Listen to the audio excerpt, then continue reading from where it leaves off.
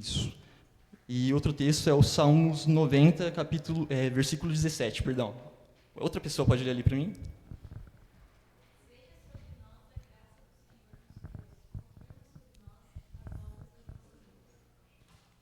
Certo. Então, seguindo aqui, ó, a sabedoria segundo João Calvino. A verdadeira sabedoria consiste principalmente de duas partes, o conhecimento de Deus e o conhecimento de nós mesmos. A aplicação, quando nós conhecemos a glória de Deus, nós nos vemos o tamanho da nossa pequenez e somos levados a reconhecer essa dependência de Deus. Isso prepara o nosso coração para orar, pedindo o pão nosso de cada dia. Porque se Deus não nos é a sua dádiva todos os dias, nos sustentando com o pão diário, nós perecemos. Aí no livro ele vai tratar sobre uma das visões erradas dessa petição, que algumas pessoas interpretam de forma incorreta, pensam que esse pão é apenas espiritual, acham que pedir por necessidades materiais é inferior. Porém, isso não é bíblico, porque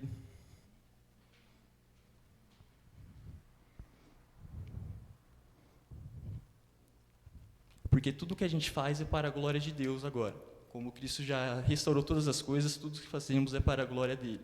Trabalhamos para a glória dele, comemos, bebemos, fazemos tudo para a sua glória. E essa petição, ela é baseada também em 3 princípios. Vamos ver eles agora. Como eu estava dizendo, toda a vida é espiritual. Coríntios, capítulo 10, versículo 31. Alguém consegue ler ali para mim, por favor?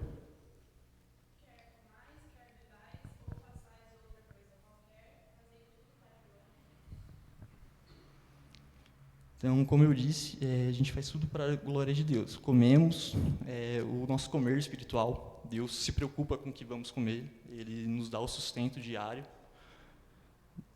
Nós trabalhamos para a glória de Deus, como vimos na série dos sermões do mês passado. Nosso trabalho é somente para Deus, não devemos trabalhar para o homem aqui nesse mundo, mas sempre trabalhar glorificando a glória de Deus.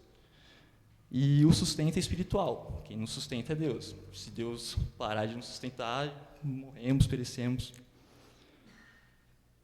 O primeiro princípio dessa petição é que não merecemos nada de Deus. O Evangelho nos ensina aqui: somos pecadores, merecemos a condenação, e tudo o que recebemos vem por meio da sua graça. Alguém consegue ler para mim o texto de Efésios, capítulo 2, versículos de 8 a 9, por favor?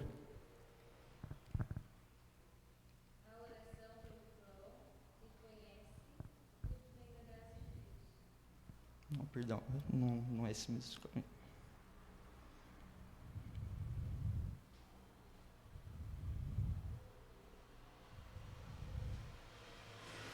Efésios capítulo 2, versículo 8. Porque pela graça sois salvos, por meio da fé, e isso não vem de vós, é dom de Deus. Não vem das nossas obras para que ninguém se glorie. Então, tudo que temos não é por nossos méritos, quem nos deu foi o Senhor. Então, tudo que construímos aqui nesse mundo é por livre dádiva de Deus. Ele nos abençoa com a sua graça e possuímos, conquistamos nossas coisas. E tudo isso é pela glória de Deus para que ninguém se glorie. Então, como nos exaltamos disso, Deus faz a gente se humilhar rapidinho.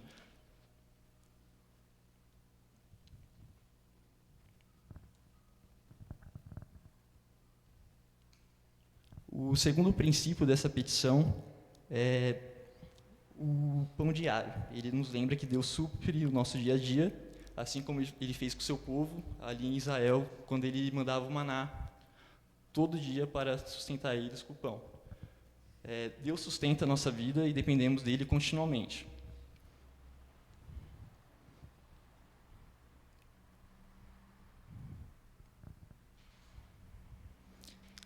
Também nesse capítulo ele trata sobre o perigo da autossuficiência, porque o mundo moderno nos ensina a confiar na economia, confiar no governo e confiar no homem. Por exemplo, ficamos doentes, tudo bem você recorrer à medicina também, às indústrias, a tudo, mas não podemos confiar somente no mundo terreno, porque sem a graça de Deus, não somos alcançados por nada. Então, você pode buscar o melhor tratamento. Se Deus não quiser te curar, você não vai ser curado. Também temos o exemplo, igual eu falei, quando nós nos enaltecemos sobre alguma coisa, Deus faz a gente conhecer o tamanho da nossa pequenez. E um exemplo claro disso na Bíblia é a passagem de Nabucodonosor, Daniel, capítulo 4, versículo 30. Alguém consegue ler ali na Bíblia para mim, por favor?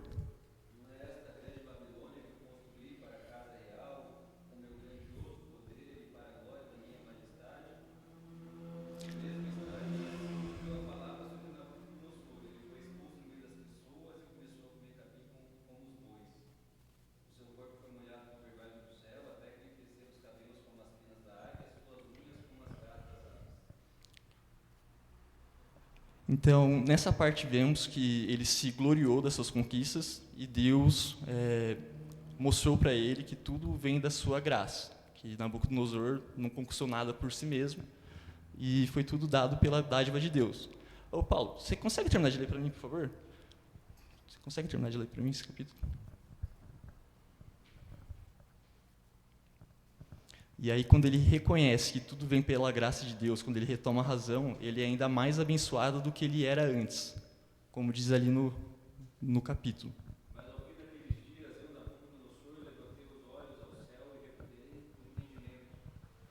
Então eu bendize o Altíssimo e louvei e glorifiquei aquele que vive para sempre. O seu domínio é eterno, o seu reino se estende de geração em geração. Todos os moradores da terra são considerados como nada, e o Altíssimo faz o que quer com o exército do céu e com os moradores da terra. Não há quem possa deter a sua mão nem questionar o que ele faz. Nesse tempo eu recuperei o entendimento e para a dignidade do meu reino recuperei também a minha majestade e o meu esplendor. Os meus conselheiros e os homens importantes vieram me procurar. Fui restabelecido no meu reino e minha grandeza se tornou ainda maior. Então, quando ele voltou à razão, ele viu que tudo que ele tem não é por seus méritos, muito menos por seu merecimento, porque não merecemos nada. Tudo que conquistamos, conseguimos, tudo que nós possuímos é pela graça e misericórdia de Deus. Então, quando ele volta à razão, quando ele entende isso novamente, Deus o abençoa ainda mais. Seu reino já era muito próspero, a Babilônia foi um dos maiores reinos que já existiu, e quando ele volta a essa percepção que ele é completamente dependente de Deus, Deus o abençoa ainda mais. O terceiro princípio nos leva à gratidão e contentamento. Ele nos ensina a agradecer, viver contentes e sempre confiar na providência de Deus. É falado em 1 Timóteo, capítulo 6, versículo 8. Alguém consegue ler ali para mim, por favor?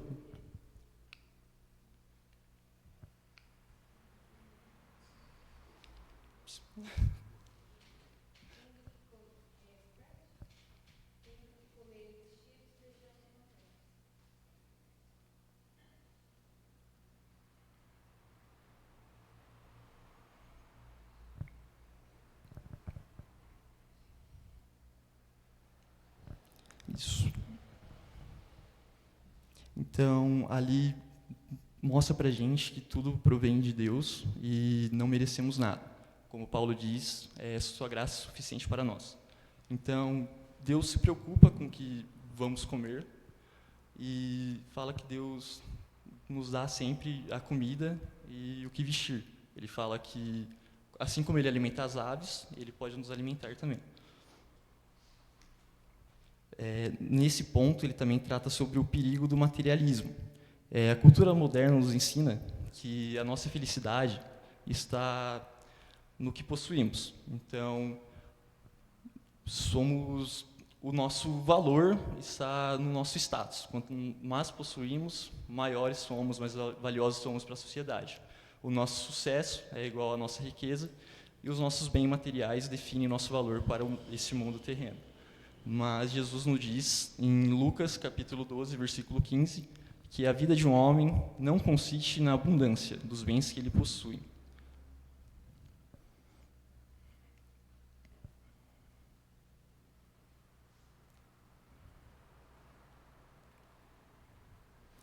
A diferença fundamental entre uma falsa religião e a fé bíblica. A falsa religião ela é centrada no homem. vimos ali agora, conforme esses princípios do mundo, a nossa felicidade é possuir sempre mais. Então, a falsa religião busca a é a teoria da prosperidade que fala? É, né? Pregação da prosperidade. E usa a oração para obter essas coisas. Exemplo, algumas igrejas falam, se você comprar, você pode comprar o seu terreno espiritual, se você der 5 mil para a igreja e vai pedindo o tempo todo dinheiro, sempre dinheiro, quanto mais dinheiro você der para a igreja, mais Deus vai te abençoar. Quanto mais você comprar o seu terreno no céu, mais você vai ser bendito aqui na terra e vai viver para a glória de Deus. Mas a fé bíblica é centrada em Deus e a oração expressa a nossa dependência. Assim como Cristo nos ensinou, a oração do crente gira em torno de Deus. Ela é sempre centrada em Deus. Pedimos as nossas vontades. A verdadeira religião só é possível com um verdadeiro efeito do Evangelho, onde nós somos transformados. Então, nosso coração tem que estar sempre contrito, onde nós pedimos perdão pelos nossos pecados, pedimos as nossas vontades, mas também nos submetemos à vontade de Deus, onde a gente pede, seja feita a sua vontade e não a minha.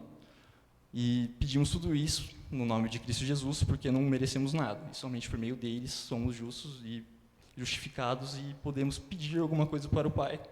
Mas Ele que decide se vai atender nossa vontade ou não, até porque não somos bons, e a vontade de Deus é perfeita. Então, a vontade dele tem que ser feita independente da nossa vontade.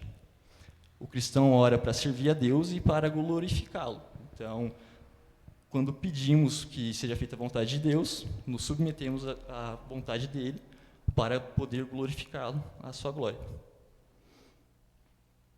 E também, nesse mesmo princípio, ele traz o erro do ascetismo, que é o completo oposto.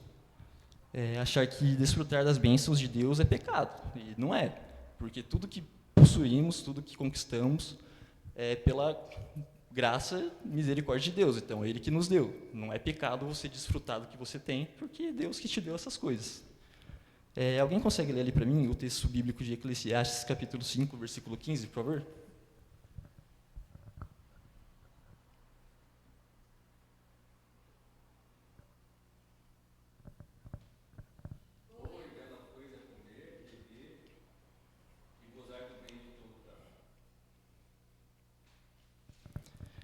Então, a perspectiva bíblica, ela mostra que as bênçãos dessa vida, elas são dádivas de Deus, motivos para a gente agradecer, porque tudo vem dele, por meio dele e para ele, e são usados para a glória de Deus, porque dele, para ele e por ele são todas as coisas.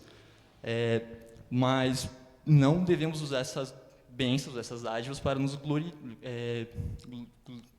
glorificar, nos engrandecer, na verdade. Porque a nossa verdadeira riqueza é Deus. Então, e tudo que a gente tem que servir para glorificá-lo. Não adianta nada você conquistar várias casas, carros, ter a sua conta multimilionária, sem glorificar a Deus. Porque quando temos tudo nesse mundo, mas perdemos a Deus, nós, na verdade, não temos nada. Mas se não tivermos nada terreno, nada material, mas continuarmos com Deus, temos tudo. Porque esse mundo vai passar, como Salomão diz em Provérbios, tudo é vaidade. Então, não adianta nada conquistar as coisas aqui dessa terra, porque tudo que acontece aqui vai passar. Mas o reino de Deus é eterno, e quando temos Deus, temos tudo. Salomão teve tudo que a vida podia proporcionar para ele, e ele diz que tudo isso é vaidade. Mas ele vê um único propósito que é válido, que vale a pena se sacrificar por ele, que é seguir e fazer todas as vontades de Deus. A verdadeira sabedoria, João Calvino traz ali que a verdadeira sabedoria é o temor a Deus. Então, Deus revela, tudo que vemos é revelação de Deus. Não podemos temer algo que não conhecemos. E Deus fez tudo para que podemos glorificá-lo. Tudo que existe nesse mundo é para a graça de Deus. Então, o verdadeiro a verdadeira sabedoria é o temor de Deus. Então, Deus se revela o tempo todo para que possamos conhecer, e conhecendo Deus, nós desenvolvemos esse temor que nos conduz à verdadeira sabedoria, que é viver para a sua santa glória. Então, nesse versículo, João Calvino fala que a gente só consegue enxergar isso nos comparando com a glória de Deus. Porque, quando a gente olhamos só para nós mesmos, achamos que somos bons, que a nossa justiça realmente é justa, e que o mundo flui de maneira perfeita, que a gente domina todas as coisas e podemos fazer o que bem entender porque somos bons. Mas, quanto melhor a pessoa for nesse mundo, a pessoa mais bondosa, mais piedosa desse mundo, quando comparada com a graça e a glória de Deus, a maior luz desse mundo não passa de trevas para Deus. Quando nos comparamos com a graça de Deus, com o tamanho da sua misericórdia, da sua sabedoria ali, a gente nos vê dependentes de Deus e nos sentimos sempre dependentes dessa sua graça e misericórdia. E Deus vai nos sustentando dia após dia. Martim Lutero diz no seu livro que para ele o pão nosso de cada dia vai muito além do pão em seu sentido literal. Não é somente o pão em si. É muito mais abrangente e envolve todas as coisas necessárias para a vida terrena, não apenas roupas e vestuário. Quando pedimos o pão nosso de cada dia, estamos pedindo tudo o que precisamos para o sustento nessa vida, como condições climáticas propícias. Vemos isso muito no meio rural, como a gente está na cidade, acabamos não pedindo muito por isso, mas os agrícolas, né, precisam muito dessas condições climáticas. Então, quando vem a seca, praticamente nada produz. Então, eles sempre oram pela chuva, por tudo. E isso também se encaixa na nossa petição, que é o pão nosso de cada dia. É Deus suprindo todas as coisas, todas as nossas necessidades para viver nesse mundo. Quando pedimos o pão nosso de cada dia, que é o sustento de Deus, pedimos a proteção contra toda sorte de pragas e pestes. Então, quando Deus nos sustenta, nos provê o pão nosso de cada dia, Ele também nos protege sobre essas coisas. O pão nosso também se inclui o alimento, porque Deus que dá todas as coisas, assim como o pão, a saúde e proteção contra essas doenças. Deus também abrange a nossa casa, o nosso lar, nossa família, e isso também abrange a ausência de tumultos e guerras. Pedimos também um governo bom e até a bênção para que não ocorra muita elevação dos preços de bens e consumos, a famosa inflação, que sempre acontece.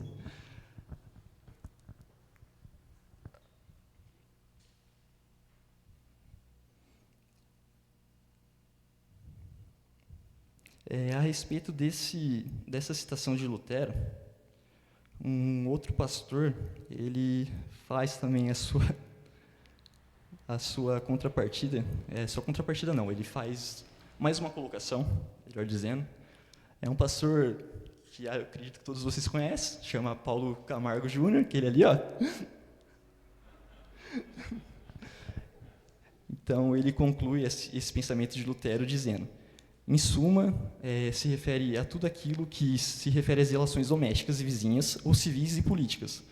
Ainda para Lutero, o mais importante é orar pelas autoridades e governos seculares, porque é principalmente através deles que Deus nos conserva o pão nosso de cada dia e todo o conforto dessa vida. Na sua percepção, não se pode receber nada disso se Deus não der um governo estável e de paz. Ou seja, caso ocorra alguma discórdia, contenda ou guerra, o pão cotidiano vai ser escasso e vai ser cada vez mais difícil de ser conquistado. Então, essa petição abrange várias coisas, inclusive um bom governo, porque se o governo for mau, se acabar tendo várias guerras, essas coisas, o pão nosso de cada dia vai acabar ficando cada vez mais difícil de ser conquistado. Deus vai continuar nos suprindo, mas fica mais difícil, né? Então, essa petição abrange tudo, todos os governos, reinos. Pedimos que Deus oriente eles para que o nosso pão diário seja facilitado, digamos assim. Porque quando tem guerra, Deus continua suprindo nossas necessidades, mas o mundo terreno fica mais difícil para que possamos conquistar essas coisas.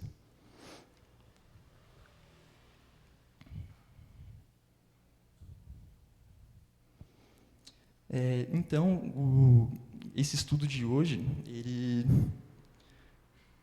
nos ensina a ter humildade, sempre ter gratidão, nos permanecer dependentes de Deus, nos contentarmos com tudo que Deus nos dá e manter sempre a confiança na providência, porque Deus se importa com o que vamos comer, com o que vamos vestir, com o nosso trabalho. Deus se importa com tudo, Ele se importa com a nossa família, é Ele que sustenta todas essas coisas. Você que é casado hoje, Deus preparou a esposa para você, preparou seu marido, Ele preparou o seu casamento, é Ele que sustenta todas essas coisas. Se você mora com seu pai, com sua mãe, é Deus que sustenta seu lar, Ele provê o pão diário. Se você não trabalha, seus pais trabalham, Deus que abençoou esse trabalho para o seu pai, para sua mãe, para prover para você, para sua família, o pão de cada dia. Como diz ali em Provérbios, não a abundância, mas o pão necessário de cada dia. Então, quando oramos o pão nosso de cada dia, estamos dizendo que Deus é o nosso provedor, que dependemos dessa dádiva de Deus, que é a graça dele e a sua misericórdia diante de nós, para recebermos tudo pela sua graça e devemos viver sempre contentes. Porque, por mais que você pense que é pouco, Deus não vai deixar você passar necessidade nenhuma. Então, por mais que seja pouco na visão desse mundo, é o suficiente. Até porque não merecemos nada e tudo que conquistamos, tudo que possuímos é pela graça e misericórdia de Deus. Então, Deus nos dá o necessário. E caso Ele te dê abundância nessa vida, não é pecado você desfrutar disso. Mas você não pode se engrandecer por conta disso. Então, você tem que usar essa abundância para continuar glorificando a Deus. Seja ajudando o próximo, ajudando a igreja, plantação de igreja, qualquer coisa do tipo. Você tem que seguir glorificando a glória de Deus. Ajudar sua família, coisas relacionadas assim.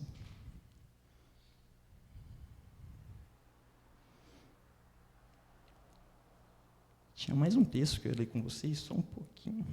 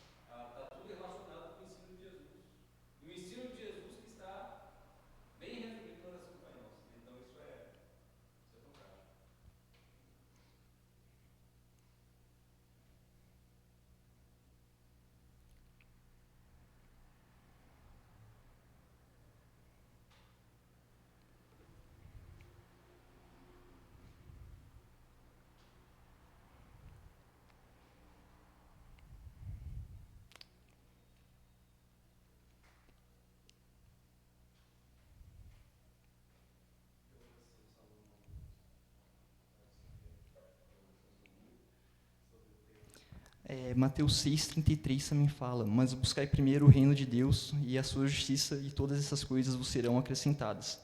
Não vos inquieteis pois pelo dia de amanhã, porque o dia de amanhã cuidará de si mesmo, basta cada dia o dia do seu mal.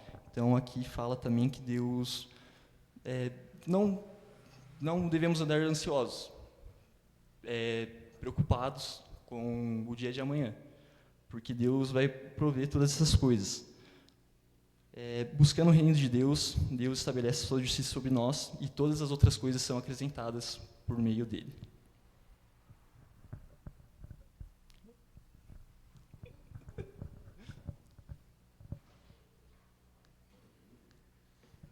Alguma pergunta?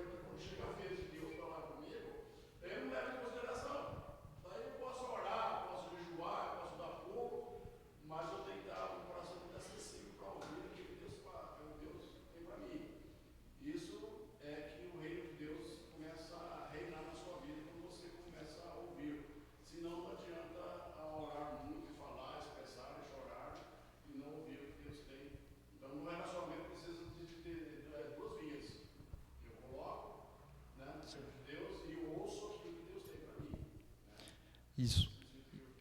E essa é aquela parte, às vezes a pessoa pode pensar, Deus não está me escutando, não está me respondendo e tal. Mas, como somos ensinados nessa oração, seja feita a tua vontade, não a minha. Então, Deus é soberano sobre todas as coisas. Então, você pode ter algum desejo no seu coração, mas se essa não for a vontade de Deus, Deus tem total poder e governança para fazer a sua vontade. A sua vontade vai ser cumprida por meio do seu decreto. Então, somos dependentes de Deus. E Deus sabe exatamente o que precisamos. Então, Ele não vai dar aquilo que não precisamos. Nosso coração é uma fábrica de ídolos e nos leva sempre ao engano, por consequência da queda. Então, Deus, com a sua sabedoria, justiça e bondade, Ele nos dá o necessário. Por mais que você ore e fale, Senhor, o Senhor não atendeu aquela minha vontade, é porque pode ser que essa vontade não seja a vontade dEle.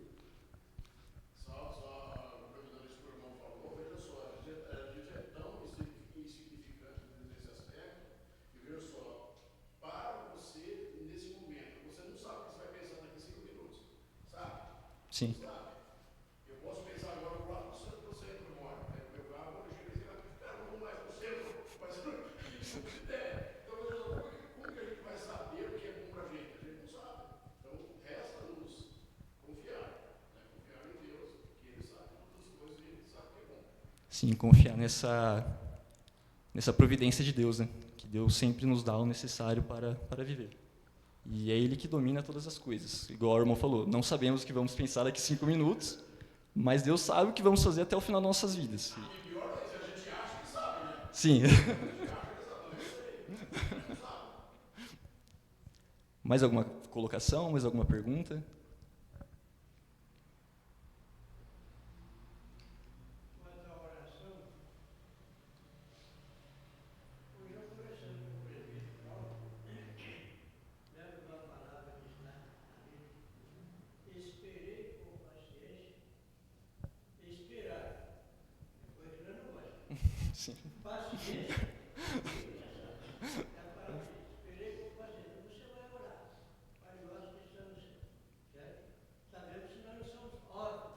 Sim.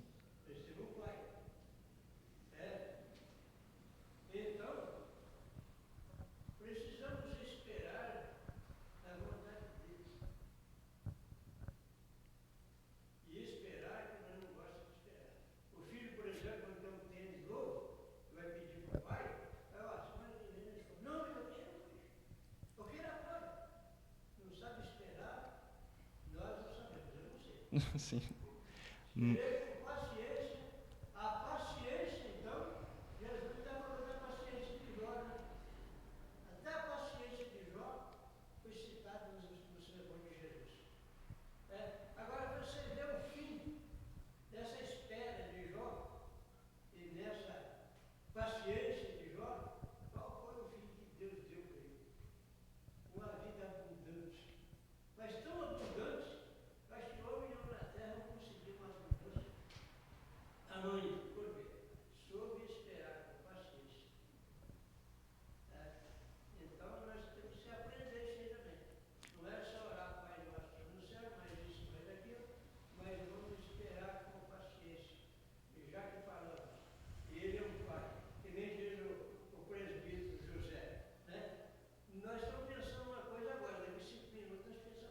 Sim, ele sabe. Os pensamentos de Deus não são os nossos pensamentos.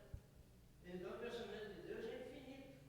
Ele pensa uma coisa sobre você, pensou uma coisa sobre você a vida inteira. Agora e sempre. Sim. Ele não vai mudar o pensamento dele. Os meus pensamentos, eles são vacilões. Vacilo sempre. O que nos leva a ter essa paciência é o conceito que o mesmo Deus que demora para atender os nossos pedidos é o mesmo Pai misericordioso que não nos pune assim quando erramos. Então, se você, igual o irmão falou, Deus, ele não vai mudar o seu pensamento sobre nós.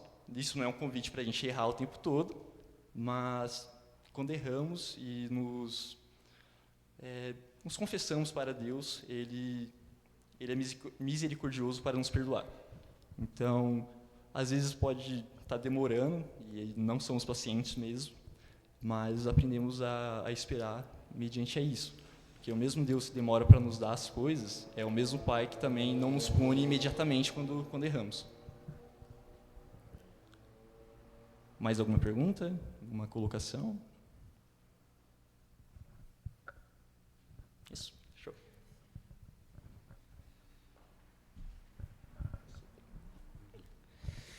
Maravilha, gente. Nós vamos orar, depois nós vamos dar um intervalinho de 10 minutos. Tem um café ali nos fundos que você pode desfrutar. Às 10 horas nós retornamos para o nosso culto. Vamos orar?